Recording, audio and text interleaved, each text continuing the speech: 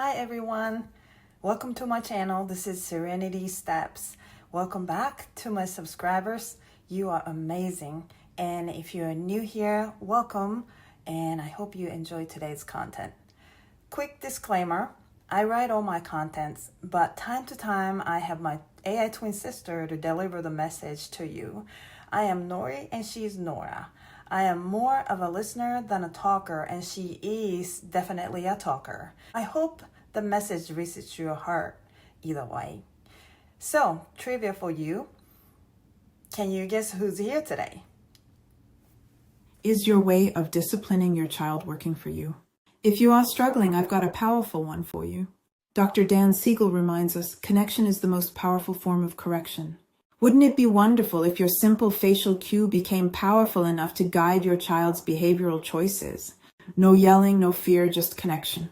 Some of you may be thinking, that's impossible. She's saying that because she doesn't know my child. You're right, it's not for every child.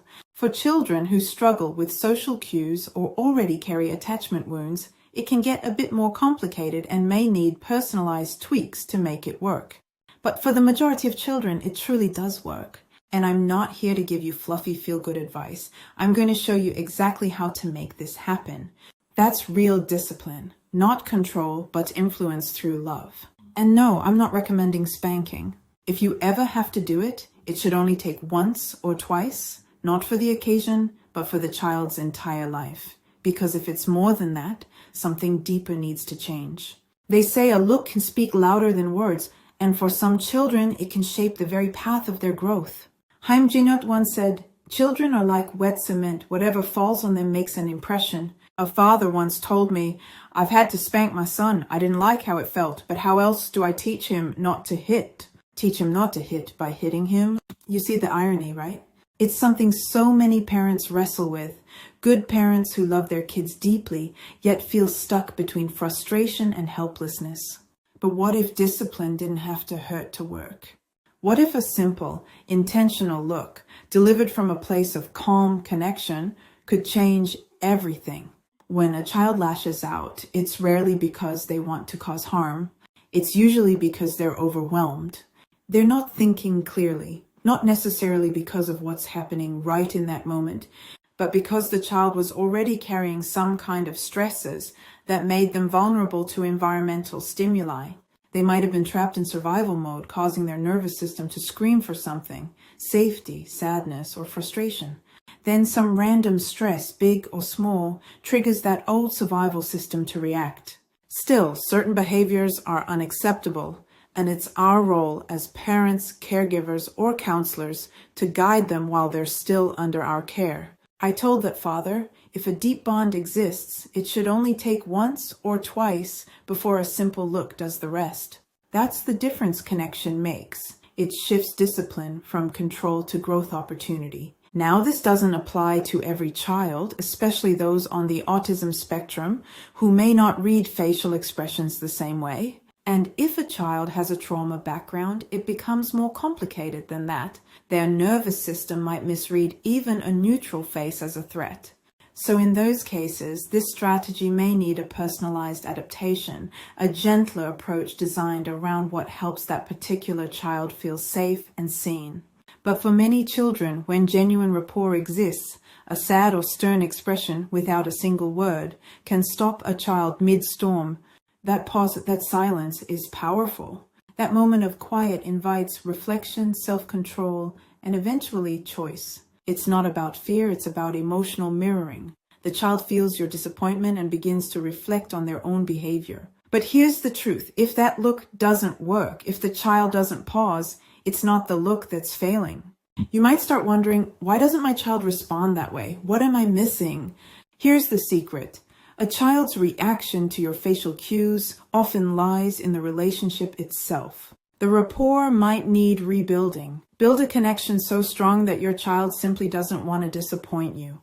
Dr. John Gottman suggests that a 5-to-1 ratio of positive to corrective interactions is the baseline for a healthy relationship. I like to raise that to a 7-to-1 ratio, 7 moments of validation for every one of discipline. Now, what do I mean by validation? Validation isn't flattery. It's not saying, good job, or you're so smart. Those are compliments. They feel nice, but they don't build depth. Validation is about being seen.